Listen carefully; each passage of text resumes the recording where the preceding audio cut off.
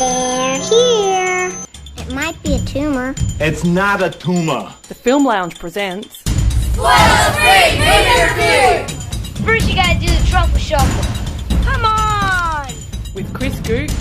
I'm the dude. All right, team, listen up. This crew is about family, but the game has changed now.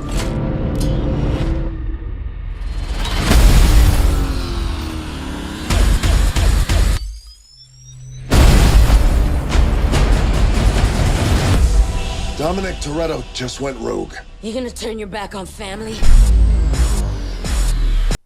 You know what? It's taken 8 films, but I finally get it. I finally understand the Fast and Furious franchise. If you just put your brain into neutral and go along for the ride, you'll enjoy it.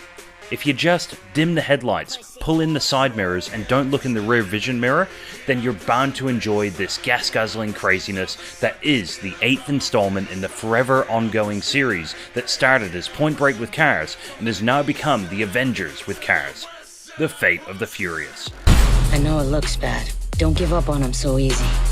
We've only got one chance to make this family whole again. In a post-Paul Walker world, the gang from the Fast and Furious family must face their toughest challenge yet. They must avoid being sucked into the charisma vacuum that is Vin Diesel, as he turns against his teammates for reasons. Now, when the trailer first hit, hardcore fans of the series were shocked to see that Dominic Toretto would be playing the villain, leading many of them to come up with a variety of theories as to why he would do such a thing. Some thought that it might be a Dom from an alternate universe, or possibly a clone.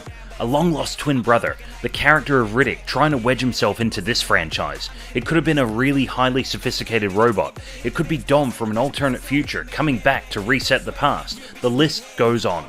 Spoiler alert, it's none of those things. And even though the reason for him going rogue is somewhat understandable, literally every single one of those previous theories was a legitimate probability, because after watching this installment, this series has really lost all sense of reality.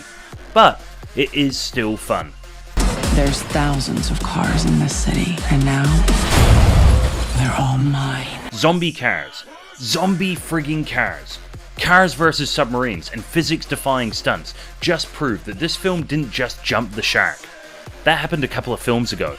This film jumps the shark, takes the shark out for dinner, wines and dines the shark, gives the shark the best night of its life, promises to call the shark the next morning, and then several weeks later the shark discovers that the film is now dating the shark's sister and she's already pregnant.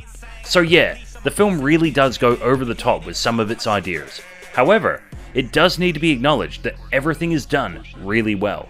The practical stunts are impressive, the fight sequences are like a high-end music video, and the special effects really do bring scale to some of these crazy ideas. Now I know what it feels like to be every cop ever chasing us. The cast is huge and ever-expanding as each film seems to add more and more characters to the lineup. It seems that if you've shown up just once in one of these films, you're guaranteed a recurring role in all the subsequent sequels. Although, I am starting to notice a pattern in the series. The big bad from the previous film always seems to join the team and they become bosom buddies for the next chapter. Of course, these films are painfully formulaic now anyway, so what do you expect? You know the drill. Open in an exotic location for a street race to remind the audience that these films used to be about street racing. A big bad arrives, the team get back together, team formulate a plan, and it ends with cars jumping or exploding out of planes, tanks, submarines, dinosaurs, whatever they can get their hands on. But once again, I have to admit, it is a little bit of fun. You want to tell me why you just put me in a room with this tea and crumpets eating criminal? You know, I think that tight t-shirt's cutting off the circulation of your brain. You should get bigger size. You guys are gonna work together. Getting back to the cast though, fans of the series should be happy to know that Dwayne "The Rock" Johnson has a bigger role than the previous film.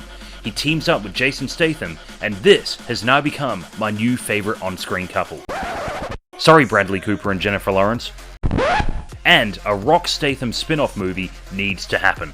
The rest of the cast do what they do so well. Tyrese Gibson is the comedy, Ludacris is the nerdy charm, Michelle Rodriguez is the badass, and we add Scott Eastwood as cut-price Kurt Russell for when he's had enough of the series, Helen Mirren as a bad British stereotype, and Charlize Theron as Cypher, a cyber terrorist who blah blah blah blah blah, let's just get to the car chases and explosions.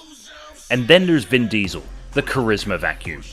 I know that hardcore fans will say that he is the heart and soul of the franchise now that Paul Walker is gone, but his character has just been frozen in stasis since the first film. There is no development to his character. Stuff happens to him, but he seems incapable of reacting in any way that might affect his tough guy brand. With characters like Hobbs and Deckard keeping the interest, it may be time for Diesel to take a backseat to this franchise once more. You thought this was gonna be a street fight. Overall, The Fate of the Furious is exactly what it says on the label, a car chase movie of logic-defying proportions. If you can switch your brain off, then you are bound to have some fun. But seriously, do not think too hard.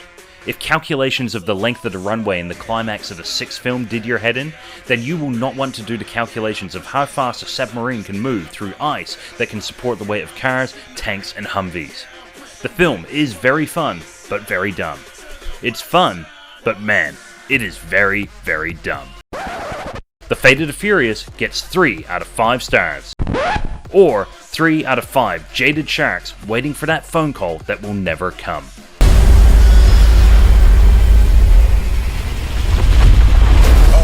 Shit! We're gonna need a bigger truck!